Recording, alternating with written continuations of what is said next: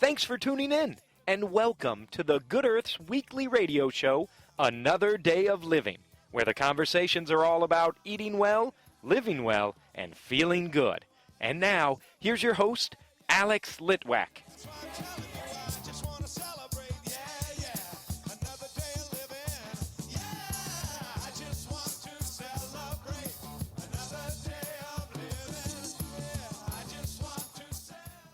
At the end of September, the weekend of the 26th and 27th, is the Body, Mind, and Spirit Expo. And with me today is Nsar.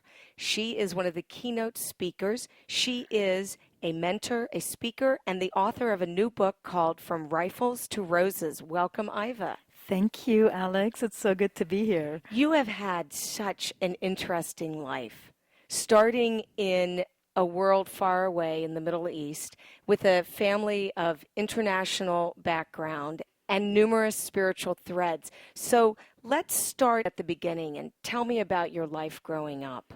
It's been a very diversified and eclectic life, aware and awake through most of it, and have experienced tremendous awakenings along the way. And so beginning in my life in Beirut, Lebanon, pieces of it that I would not give up for the world, and pieces of it that I would give up and have given up.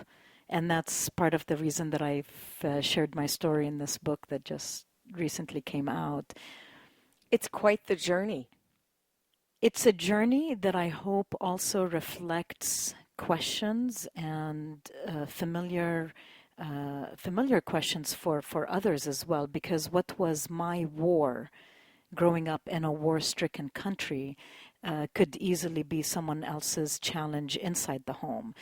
Growing up, going to a school that gave me amazing possibilities, and also in between school days, sometimes ending up in a bomb shelter or dodging bullets, definitely gave a different beginning than I would wish upon anyone. But that also deepened my life experience, Alex, in ways that are showing up more and more every day. It sounds like you feel connected universally with other people, whether they're in a war zone or not. Yes. Everyone has trauma. And everyone has a mind of all possibilities. How do you get that mind of all possibilities? You both work at it and you get out of the way. And this is why most recently I've consolidated the kind of the tagline of my life, if I may, into choose, open up, align, focus, and shine. And there are particular steps and guidance within each of these steps in being able to discover yourself by asking what might be the best aspect of myself. And that open-ended question leads you to a journey of discovery that is filled with both trauma and potential. What stops most people from asking that first question?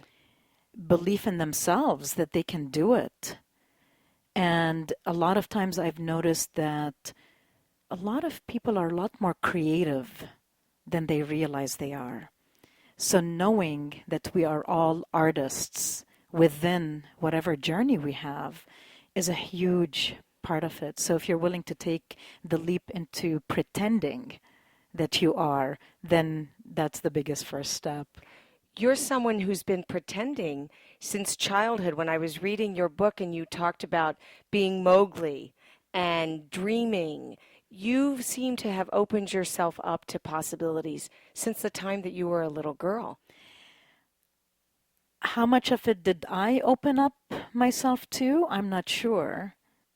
Most children, I believe, have the capacity and more of a propensity for imagination and child play.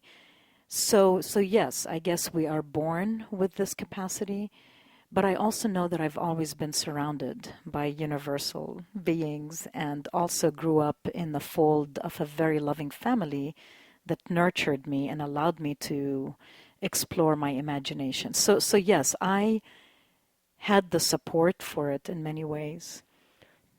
Talk about universal beings. What does that mean? First of all, we're energy beings in a very dynamic world, in a very dynamic universe. It is much more expansive and bigger than our minds can wrap around.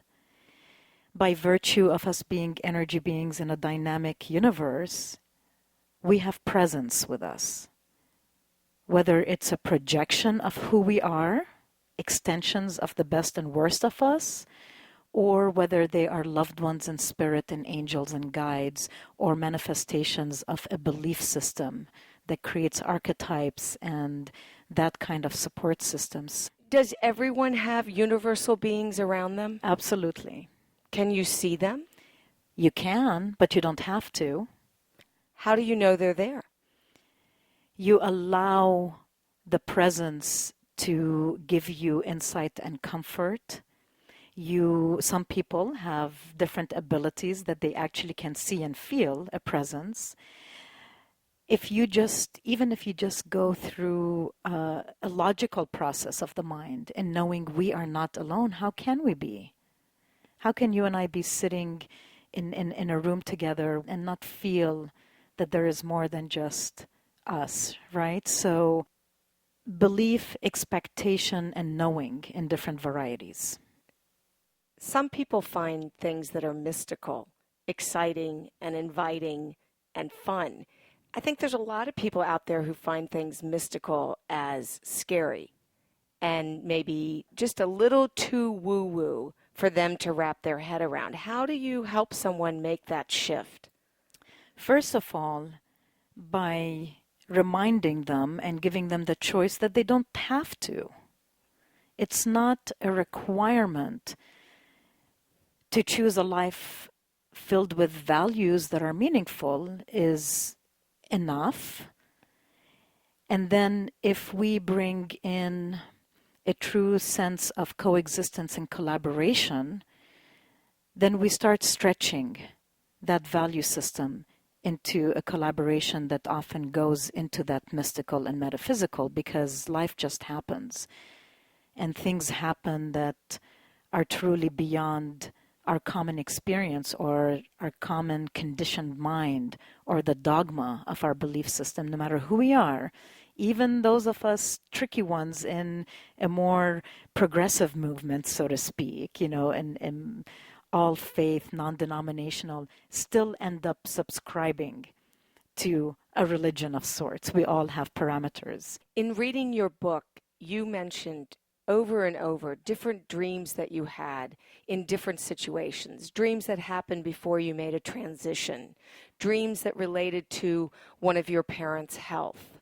Can you talk about that a little bit? So dreams, in this sense, yes. Some of those were experiences and visions, not necessarily dreams while being asleep.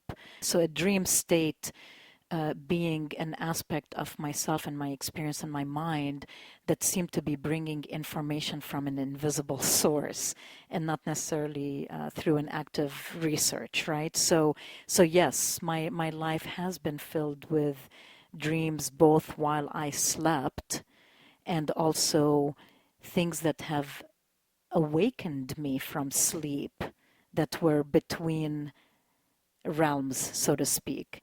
I've learned to listen, and I've learned to move in courage to things that are new to my mind and to my psyche. So listening has been a huge part of it. Do you spend time every day trying to be in a more meditative state or in a more sort of visioning state of being?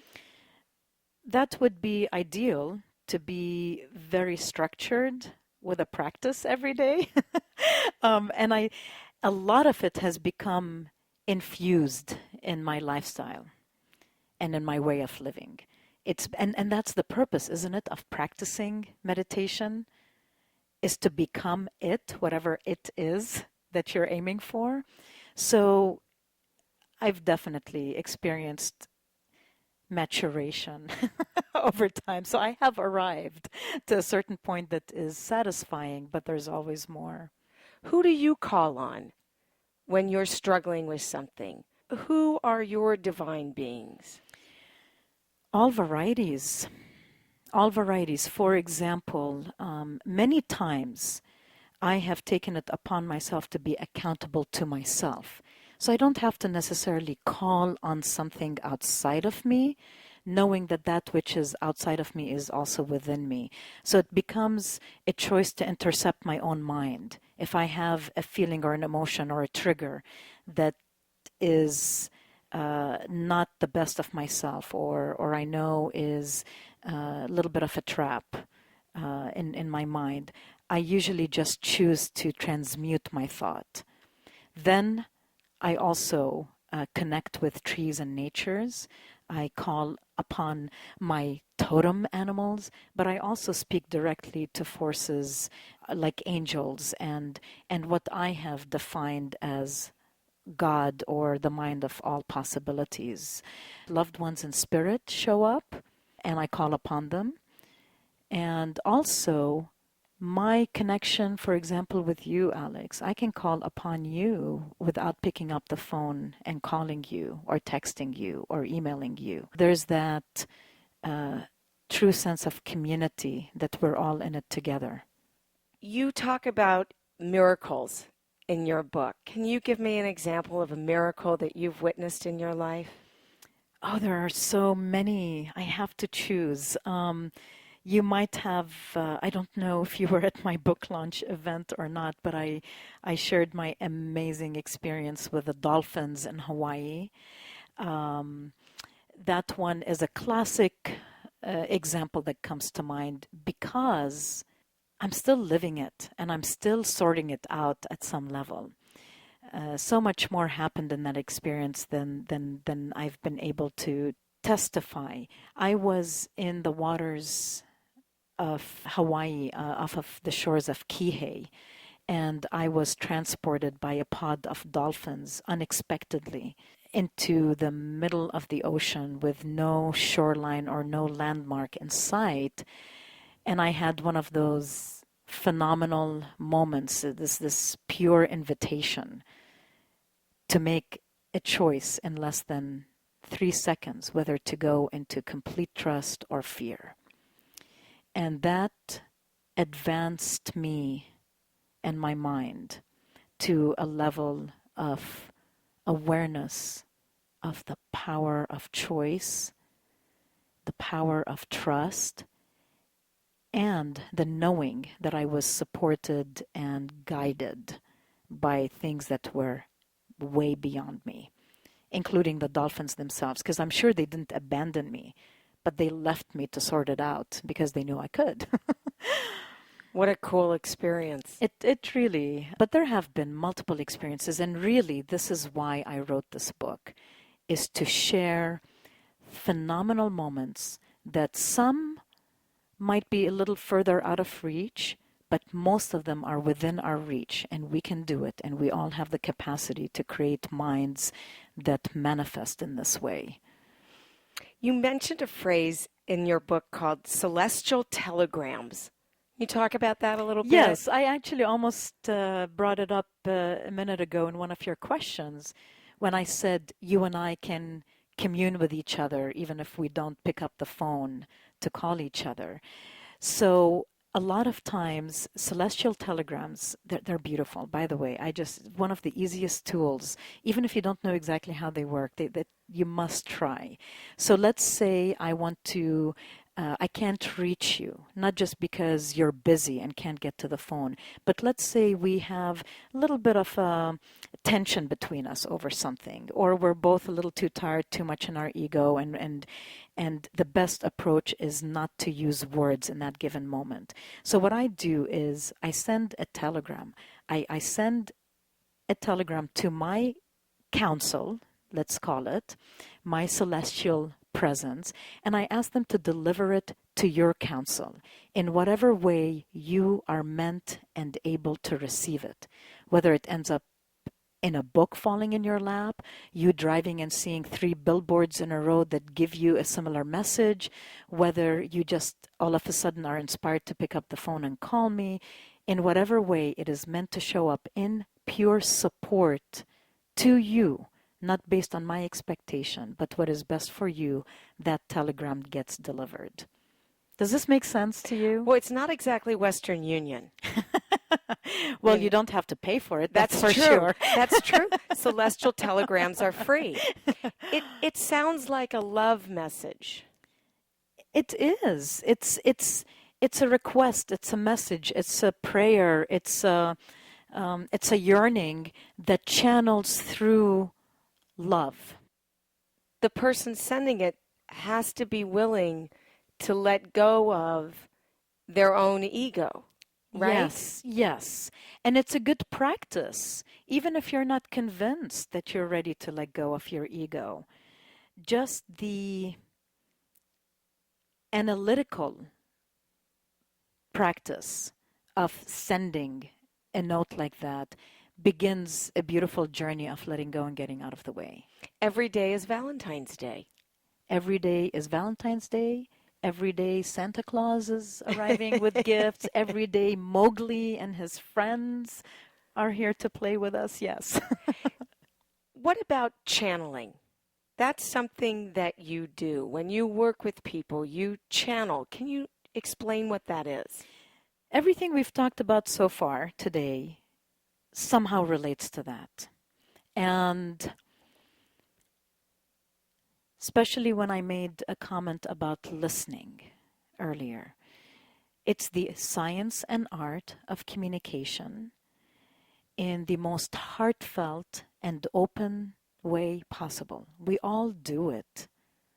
Some of us more aware, more deliberate. Some of us are led to be more deliberate with it. So channeling to me can be seen as a very phenomenal, out of reach possibility, and therefore may be judged or scary for some people. Or it could be the most practical way of communication that we can weave into our everyday lives. How does it work? Ask, receive, let go, say thank you. Those are 4 steps that came to me years ago through a class called Angel Speak. I just want to give quick credit where credit is due in terms of the specific terminology that I just used. So you willing to communicate within yourself, with a friend, within a mystical, invisible universe, asking, believing that you're worthy of asking for. And sometimes we run into dogma and certain parameters within our belief systems or religions that might get in the way. So then it becomes a practice of getting out of the way, believing you are worthy to ask, and that there is something beyond you that you can communicate with. Believing is the other side of the same coin, where you believe in yourself and you believe that there is a presence in one form or another that can communicate with you. Letting go is letting go of a fixed outcome or an expectation of what that which you are asking for looks like. So you get out of the way, and then the combination of these first 3 steps, in addition to gratitude, which is a vital channel for our hearts and our coexistence, all of that together creates an opening, a portal of communication. So who speaks through you? Anything and anyone and any thought that is present in the moment when I invoke. So, again, like I said earlier, it could be angels, which are ever present. It could be ascended masters. It could be aspects of beings that are living here with us on earth, or in spirit, or in transition. It could be anything, Alex. That's really a big question. So it isn't just one particular voice that you hear. Not for me. not for me. And most of the time, the reason that I'm giving such generic examples and maybe even hesitating a little bit is because most of the time I'm not really attached to what's there. I just know that it's a divine pure channel and that it is informing me, and most of the time in the work I'm doing, informing me for the betterment and for the assistance of another fellow being, to bring clarification, to bring more peace, to bring more insight, to unravel a problem, to find answers, to find purpose, a sense of being. So most of the time, I just tap into that vibrational field of intelligence. Call it God, call it whatever you want. And I allow information to be part of my conversation in that way. Do you have clients that come to you then and they ask you to channel these voices, these divine voices that are coming your way, and that's how you help them? Yes, we meet in person, one-on-one.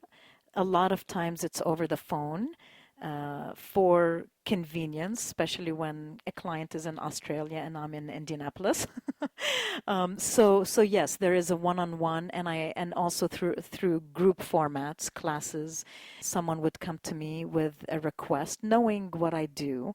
So these days, I'm referring to myself as a guide of the modern mind, and so there's mentoring and coaching that can be part of the experience as well over extended period of time. It sounds like you have a pretty cool life, Iva. You know what? I think I do. But what makes it cool truly is that I can share it and be part of a human community that is willing to move forward. I want to let our listeners know that if they'd like to reach you directly, they may go to your website, which is ivanassar.com. It's IVANASR.com. I want to also give information about the Body, Mind, Spirit Expo and a few of the events that are coming up. Again, Iva will be a keynote speaker. The event is happening September the 26th and 27th. It will be down at the Indiana State Fairgrounds. You can go to the Expo website, which is BMSE, Body, Mind, Spirit Expo.net. You can even get a coupon for admission. You can also go to the Facebook page, which is Body, Mind, Spirit Expo Indianapolis. In addition to Iva, Richard Brendan from Journey's Fire will be discussing Bringing Love to Life, One World, All Sacred, Join the Movement. Dr. Laurel Clark, the President Emeritus of the School of Metaphysics, will be discussing intuitive dreaming. And Victor Peruta, he's from Cincinnati and a psychic medium and founder of Victory of Light Expo in Cincinnati, will be presenting Ask a Psychic, a live presentation with the audience. It just sounds like a great weekend. Iva, thank you. Thank you for being a part of the show. Thank you for sharing your journey with us. Thank you, Alex. And I also want to say a big thank you to the Body, Mind, Spirit Expo team, because this is one of the main reasons I'm here with you today. And I look forward to seeing everyone at the Expo.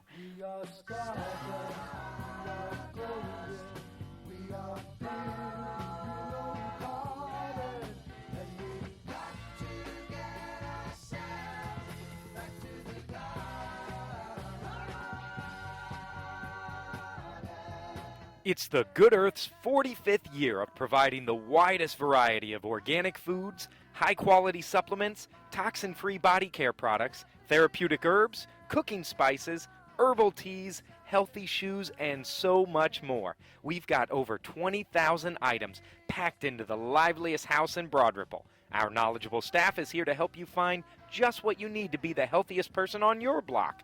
We're open Monday through Saturday, 9 a.m. to 8 p.m., and Sundays, 11 a.m. to 6 p.m. Or you can check us out online at good-earth.com.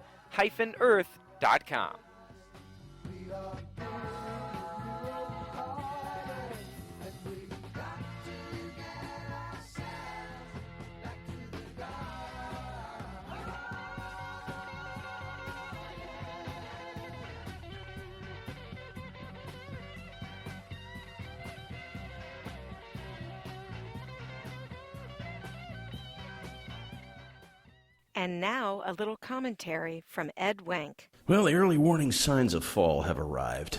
My condo association has closed the local swimming pool. They did it right after Labor Day, like they do every year. That means that Halloween's coming up, of course, and my wife's favorite holiday, Thanksgiving. We get together with another family on Thanksgiving since we are both from the East Coast, my wife and I, so all of our family is back there, and instead of traveling, we adopt a family here and hang out with them. Actually, I think it's more the other way around. They've adopted us. We go eat at our friend's house, Dorothy and Andy. Andy, his family is from Scotland. He was born here, Andy was, although his folks were still Scottish citizens at the time. So if Donald Trump becomes president, I guess Andy has to go back to Scotland. 50 years is a pretty good run as an American citizen, I guess. Anyway, Andy's dad is a really interesting guy, and I started doing an impression of Andy's dad some years ago, an impression that the family loved so much, they shared it with everybody, which made for kind of an awkward Thanksgiving last year when I actually confronted Andy's dad about it. He was good-natured about the impression. It goes something like this. The problem with kids today is you're not grateful. You're not grateful at all. We had nothing, and I was grateful. We had sheep, we'd shear the sheep, we'd wear the wool. And then when the sheep passed away, we'd eat the sheep, the lungs, and the liver, and the brains, and the sweet, delicious haggis, and we were grateful. But then the sheep got diseased, and they all died, and we had nothing to eat but the grass upon which the sheep grazed. And we ate that grass, and we were grateful. And when the grass was gone, we ate the very dirt beneath. And when the dirt was gone, we gnawed on the very rocks on which we stood. And we were grateful. I can't wait for Thanksgiving to get here again and do that impression, although I'm pretty sure that Andy's dad is not all that grateful.